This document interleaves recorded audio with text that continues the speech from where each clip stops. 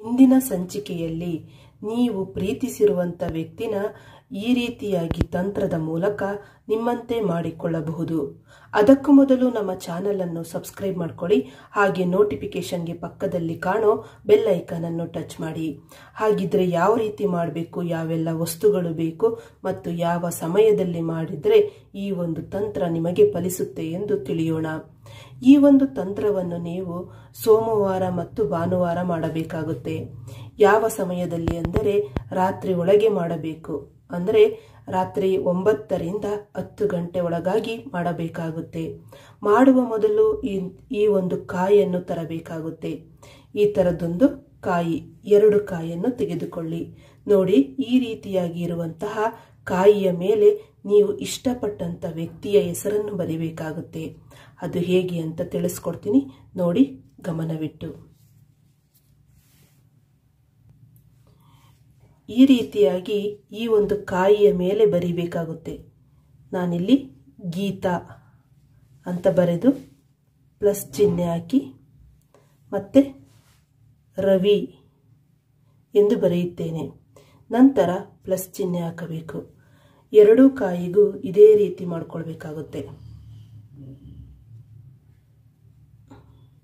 Geetha plus Ravi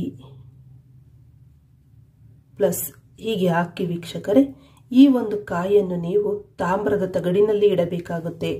ತಾಮ್ರದ ತಗಡಿನಲ್ಲಿ ಇಡುವ ಮೊದಲು ಆ ಒಂದು ತಾಮ್ರದ ತಗಡಿನ ಮೇಲೆ ನೀವು ಇಷ್ಟಪಟ್ಟ ಹುಡುಗಿ ಅಥವಾ ಹುಡುಗನ ಹೆಸರನ್ನು ಬರೆಯಿರಿ. ನಾನಿಲ್ಲಿ ರವಿ ಎಂದು ಬರೆದಿದ್ದೇನೆ.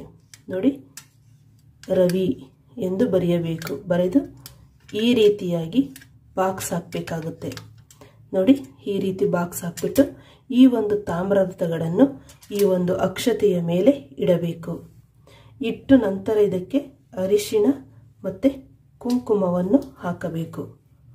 ನೋಡಿ, ಈ ರೀತಿ ಹಾಕ್ಬಿಟ್ಟು ಈ ಒಂದು ಕಾಯಿಗಳನ್ನು, ಈ 2 ಕಾಯಿಯನ್ನು ಈ ರೀತಿಯಾಗಿ ನೀವು ಆ ಒಂದು ತಾಮ್ರದ ತಗಡಿನ ಮೇಲೆ ಇಡಬೇಕು. ಹೀಗೆ ಇಟ್ಟು ವೀಕ್ಷಕರೇ, ಈ ಒಂದು ಕಾಯಿಯ ಮೇಲೂ ಸಹ ಈ ರೀತಿಯಾಗಿ ಅರಿಶಿಣ ಕುಂಕುಮವನ್ನು ಹಾಕಬೇಕಾಗುತ್ತೆ.